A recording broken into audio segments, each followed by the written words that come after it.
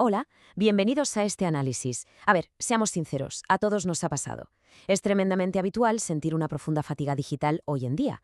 Para cualquiera de nosotros que gestionamos decenas de cuentas digitales a diario, lidiar con la creación, la memorización y la constante recuperación de claves es una fuente de estrés continuo. Siempre nos piden combinaciones más largas, más enrevesadas, con símbolos, con números, y es totalmente normal sentir que la tecnología, en lugar de hacernos la vida más fácil, nos la está complicando. Pero tranquilidad, hoy vamos a entender exactamente por qué ocurre esto, y lo vamos a hacer con mucha calma, buscando respuestas claras y sobre todo prácticas. Bueno, para pasar de esa sensación de agobio absoluto a tener el control total, vamos a seguir una ruta muy sencilla. Veremos 5 puntos. 1. La fragilidad de la naturaleza humana. 2. Cómo se rompen las contraseñas. 3. ¿Por qué es un sistema mal diseñado? 4. Las soluciones que sí funcionan. Y por último, una guía práctica de seguridad digital. Empecemos por el principio. Punto 1. La fragilidad de la naturaleza humana. Para entender nuestro presente tenemos que viajar un momento al pasado, concretamente a San Francisco, en diciembre del año 2009. Fue entonces cuando ocurrió la masiva filtración de una empresa llamada RockYou. Y este evento es fascinante, porque no fue simplemente un fallo técnico de los ordenadores, fue una radiografía perfecta de un fallo profundamente humano. Fijaos en la magnitud. Un solo archivo dejó al descubierto 144 millones de contraseñas. Y no estaban ocultas tras un complejo sistema criptográfico, estaban en texto plano. Literalmente millones de claves elegidas por personas reales expuestas sin ninguna protección, como si estuvieran escritas en una libreta abierta en medio de la calle. Y lo más curioso de todo esto es lo que vemos aquí. Al analizar estos datos de uso masivo, descubrimos algo increíble sobre nuestra propia psicología. El cerebro humano no está construido para generar secuencias aleatorias. Biológicamente estamos diseñados para reconocer patrones, construir narrativas y buscar significado a las cosas. Por eso, cuando nos dan total libertad para elegir un código de seguridad, nuestras decisiones son súper predecibles. Siempre elegimos el sentido por encima de la aleatoriedad. De hecho, fijaos en lo que concluyó el investigador de seguridad Mark Barnett tras años analizando estos datos. Dar total libertad de elección significa que, por puro instinto, vamos a optar por la comodidad. Y las cifras son demoledoras. La inmensa mayoría de nuestras defensas digitales pueden ser vulneradas en un par de horas por cualquiera que tenga las herramientas adecuadas y una conexión a Internet. Fue entonces cuando la industria por fin comprendió que el problema no era de las máquinas, sino de nuestra propia naturaleza humana. Pasemos al punto 2. ¿Cómo se rompen las contraseñas? A menudo, en el cine, vemos a estos piratas informáticos tecleando a toda velocidad en pantallas con letras verdes. Pero la realidad es mucho más metódica. Se trata de aprovechar esa previsibilidad humana de la que acabamos de hablar. El primer método es el ataque de fuerza bruta. Es el más directo. Imaginemos a un ladrón frente a una puerta cerrada, pero con un llavero infinito, y simplemente prueba todas y cada una de las llaves hasta que la puerta se abre.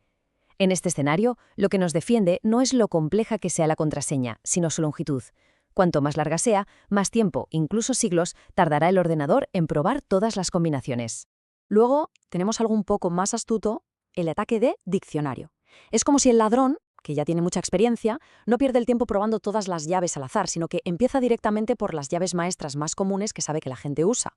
Utilizan palabras reales, nombres de equipos de fútbol, fechas de nacimiento, y aquí es donde filtraciones masivas como la de RockYou se convierten en diccionarios devastadores, porque les dicen a los atacantes exactamente cuáles son nuestras combinaciones favoritas.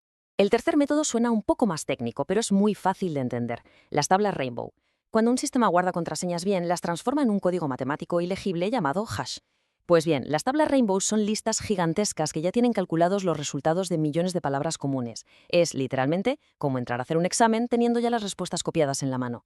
Para evitar esto, los sistemas seguros tienen que añadir un valor aleatorio extra, llamado salt, a cada contraseña para inutilizar por completo esas tablas.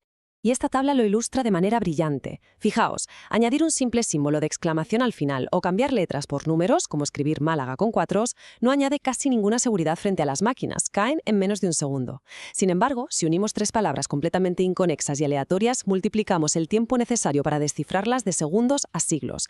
Recordad esto, la longitud y la aleatoriedad siempre vencen a la supuesta complejidad. Llegamos al punto 3. Un sistema mal diseñado. A ver, llegados a este punto, es vital quitarnos cualquier sentimiento de culpa. Es muy normal pensar, es que no soy lo bastante cuidadoso con la tecnología, pero la pura realidad es que el sistema, desde que se inventó, estaba mal diseñado para el público general.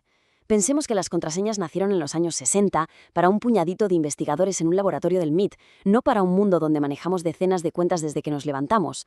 Y la cosa empeoró en 2003. Ese año, un funcionario llamado Bill Burr redactó unas normas que obligaban a crear contraseñas dificilísimas y a cambiarlas cada 90 días. Todo el mundo adoptó esto, y fue un desastre absoluto para nuestra paciencia y para la seguridad, algo que el propio autor reconoció y corrigió por fin en 2017.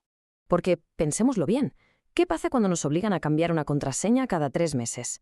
Nuestra mente, lógicamente, busca el camino más fácil. Si tu contraseña era primavera 1, la siguiente casi seguro será primavera 2. Y esto no nos hace más seguros, simplemente le facilita muchísimo el trabajo a quien intente adivinar la siguiente variación. Aquellas viejas políticas hicieron que nuestras barreras digitales fuesen de cristal. Pero bueno, pasemos al punto 4. Soluciones que realmente funcionan. Para aterrizar todos estos conceptos y ver soluciones que podemos aplicar hoy mismo, vamos a recuperar el caso de Elena, un personaje ficticio que nos acompaña a menudo en estos análisis. Elena es médica de urgencias, una profesional muy ocupada que acaba de tener un pequeño susto digital. Es tarde, de noche, y no puede dormir. Le da vueltas a un correo electrónico del hospital en el que metió sus datos esa misma mañana. Al revisarlo con atención, nota un detalle casi invisible. El remitente tenía una I mayúscula donde debía haber una L minúscula. Había caído en una trampa de suplantación de identidad, lo que llamamos phishing. A todos nos puede pasar. Y este descubrimiento marca el inicio de su viaje para asegurar su vida digital, pero esta vez con calma. Buscando respuestas, Elena hace algo muy inteligente. Revisa la seguridad de su contraseña de toda la vida en una herramienta pública. Y la sorpresa es mayúscula cuando descubre que esa combinación, en la que había confiado ciegamente durante años, ya formaba parte de múltiples filtraciones en Internet. Esa inquietud que siente al principio pronto se transforma en determinación para adoptar por fin las herramientas modernas de seguridad. Su primer gran descubrimiento es el gestor de contraseñas. Básicamente es un asistente invisible que te crea cadenas larguísimas y aleatorias para cada cuenta, las guarda a salvo y te las rellena automáticamente. Sé lo que muchos estáis pensando. Da miedo centralizar todo en un solo lugar, ¿verdad? Lo de poner todos los huevos en la misma cesta. Pero es que estas aplicaciones tienen una encriptación tan robusta que ni siquiera la propia empresa que fabrica el gestor puede leer lo que guardas ahí dentro.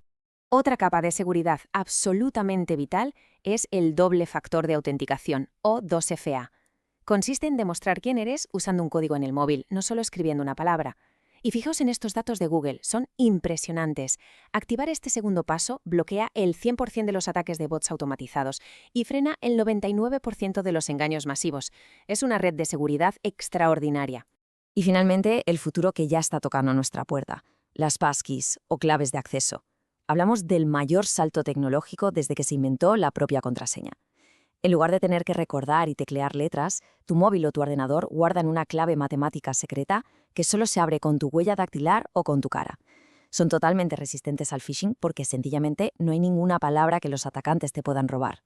Y para terminar, punto 5, una pequeña guía para vuestra seguridad digital. Toda esta teoría está fenomenal, pero la buena noticia es que la práctica es muy sencilla. No hace falta asegurar todo de golpe ni tener un máster en informática para vivir tranquilos. Es un proceso gradual, solo 3 pasos. Primero, activar el doble factor de autenticación en lo más crítico, es decir, el correo principal y el banco.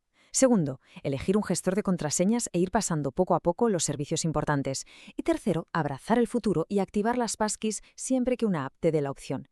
Es un método tranquilo, paso a paso, que reduce tu riesgo una barbaridad con poquísimo esfuerzo. Asegurar nuestra vida digital casi siempre empieza después de un pequeño susto, exactamente igual que le pasó a Elena.